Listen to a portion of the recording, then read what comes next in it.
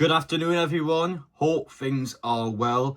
Transfer deadline day is now upon us, and this will be the third transfer window in a row where Newcastle United has not signed a first-team player. 2 are out the door, 0 are in. And I know straight away the initial reaction is going to be of disappointment or a bit of anger towards the transfer window, which is understandable. But just remember, and I want to say, I think that fact deserves so much credit on Eddie Howe and his players, because 3 transfer windows, I would argue Newcastle's squad is actually slightly worse than it was 18 months ago. Eddie Anderson, of course, was at least squad depth for Newcastle, and he's out the door, and we haven't invested since. So despite the fact our squad is slightly worse, Eddie Howe and his players have just done so well. We are in both domestic cups this season. We are still in the semi-final. Not to mention, we'll talk about the Arsenal game shortly, and we're going to focus a bit on the Arsenal game because everything surrounding that is huge for Newcastle United, and my mentality and my opinion will most certainly change on Wednesday if we weren't to go on to the Carabao Cup final. But we just had to give a lot of credit to Eddie Howe and his players. We have done well. We have done superb. And despite these FFP and PSR restrictions, we're looking good. And once the summer transfer window comes around, we will look even better. The problem being is that we are now gambling this season. We are now assuming we will make it to the summer transfer window with our league projections in hand.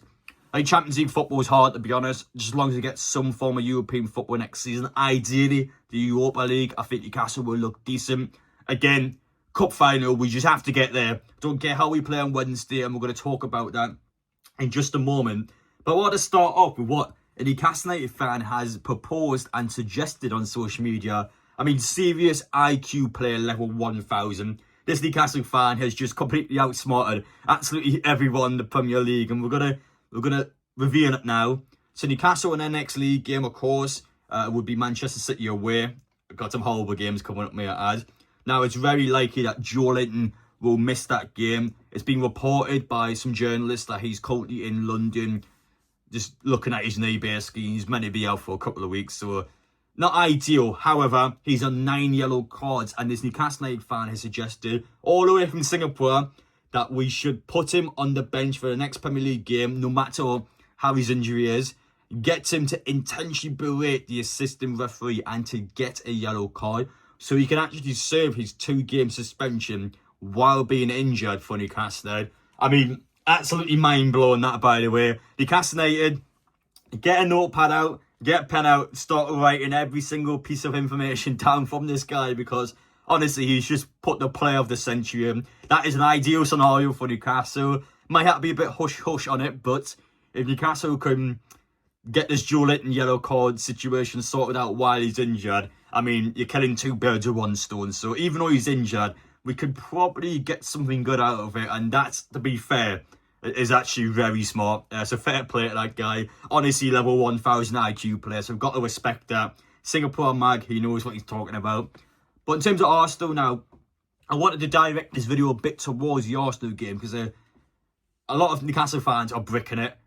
I think, to be honest, when you look at Newcastle, we are at our worst stage since the first leg of the Carabao Cup. And on the flip side, Arsenal is at their best stage since the first leg of the Carabao Cup semi-final. So for us, you've got to remember a few important things. We are already 2-0 up.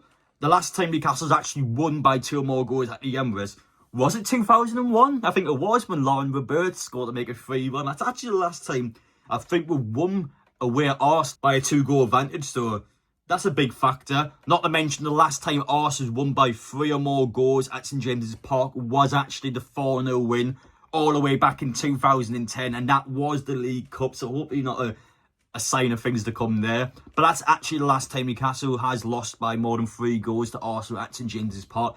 Not to mention Newcastle's won 3 of their last 4 games against Arsenal. Again, a massive factor. Already at St James's Park this season, Newcastle won 1-0, where Bukayo Saka was out wide. Lewis Hall, honestly, Lewis Hall had him in his back pocket that day. And now this is an Arsenal team where, we'll talk about the City game shortly, but this is an Arsenal team that is missing Jesus, missing Saka, missing Bain White, and missing Tomoyasu, if I'm correct in saying. So for Arsenal, they are missing big players, and I know the easy thing to do is to look at the 5-1 win against City, which, to be fair, that's a class win. City have been better in recent weeks. Arsenal my worry about Arsenal is the way the fans and the players reacted coming out of the City game. They were horrible towards City, and to be fair, in an Arsenal point of view, Haaland did take the mick out of them earlier in this season, so it was kind of like getting one back in Haaland.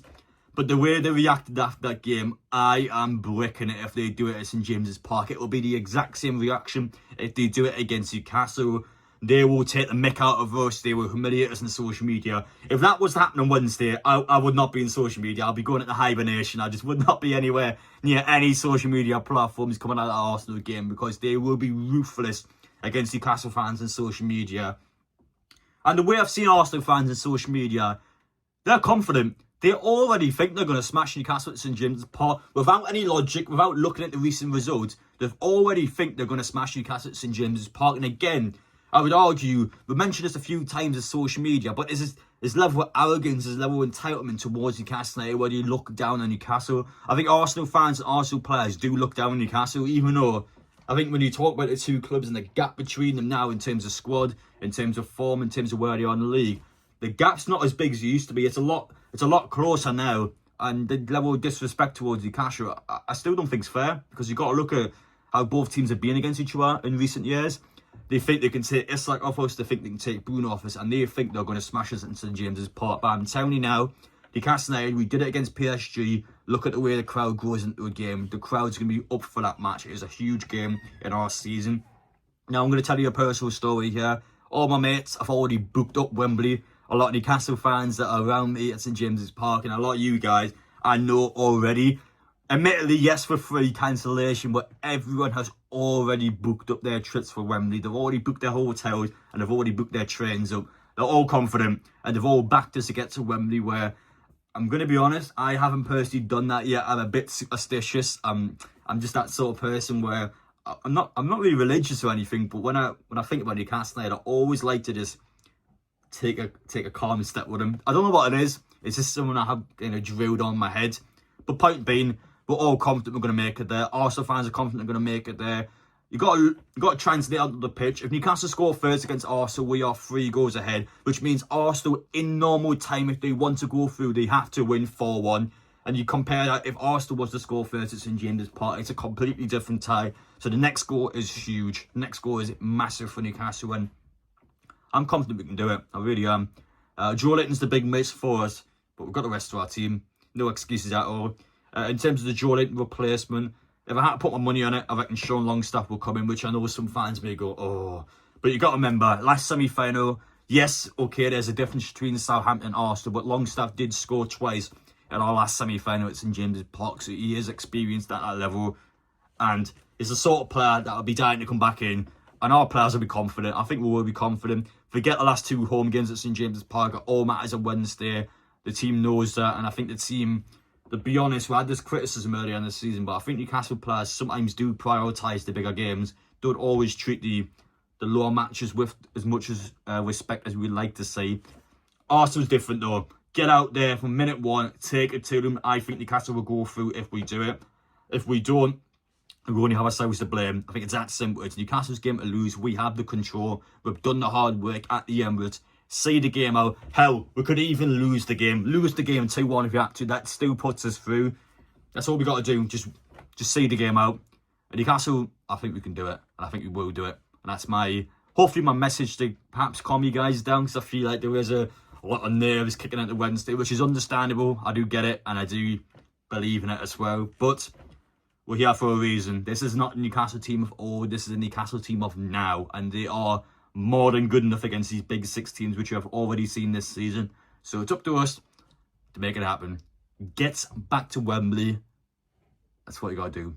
So hopefully you guys enjoyed the video. Let me know your thoughts down below on all the proposals and the comments I made in this video. So let me know your opinions. Take care. Tomorrow we'll come back with a more in-depth transfer news video, just to kind of talk through what I would personally do in Newcastle, because I know there's a lot of questions in the air at the minute. So I would tell you my personal plan and how I would make Newcastle a better team, even though we are a very good team, but how I would personally make us even better. So take care. Let me know your thoughts down below, and we will see you all in the next one.